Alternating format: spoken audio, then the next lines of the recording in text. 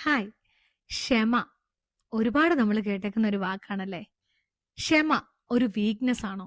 എനിക്ക് കഴിവില്ലാത്തത് കൊണ്ടാണോ ഞാൻ എല്ലാവരോടും ക്ഷമിക്കുന്നത്? ചിലപ്പോൾ നമ്മൾ കേട്ടിട്ടുണ്ട്, ഞാനൊരാണാണ്, എന്നെ കൊണ്ട് ക്ഷമിക്കാനൊന്നും പറ്റില്ല, അല്ലെങ്കിൽ ഞാനൊരു പെണ്ണാണ്, ഞാൻ അങ്ങനെ ഒന്നും ക്ഷമിക്കുകയോ വിട്ടുകൊടുക്കുകയോ ഒന്നും ചെയ്യില്ല. ഒരുപാട് തവണ നമ്മൾ കേട്ടേക്കുന്ന കാര്യമാണല്ലേ. ക്ഷമ ഒരിക്കലും ഒരു വീക്ക്നെസ് അല്ല, അത് നല്ല തൻ്റെ ഉള്ളവർക്ക് പറഞ്ഞേക്കുന്ന കാര്യമാണ്. ക്ഷമിക്കുക, വിട്ടുകൊടുക്കുക എന്നുള്ള കാര്യം. അതായത് ചിലപ്പോൾ നമുക്ക് കിട്ടേണ്ട കാര്യങ്ങളായിരിക്കും, അല്ലെങ്കിൽ നമ്മളെ കുറിച്ച് ആരെങ്കിലുമൊക്കെ എന്തെങ്കിലുമൊക്കെ പറയുന്നതായിരിക്കും. വിട്ടുകൊടുത്തേക്കാനേ.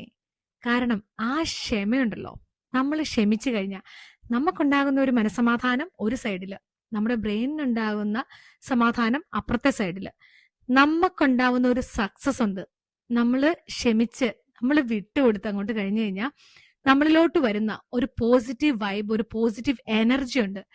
അതിന്റെ റിസൾട്ട് എന്റെ മക്കളെ നിങ്ങൾക്ക് പറഞ്ഞാൽ മനസ്സിലാവില്ല. അത് അനുഭവിച്ച് തന്നെ അറിയണം.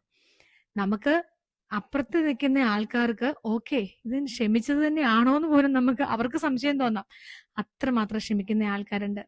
നമ്മൾ കേട്ടിട്ടില്ലേ, ക്ഷമ ആട്ടിൻ സൂപ്പിന്റെ ഗുണം ചെയ്യുന്ന? വെറുതെ പറയുന്നല്ല കേട്ടോ, അത് കറക്റ്റാണ്.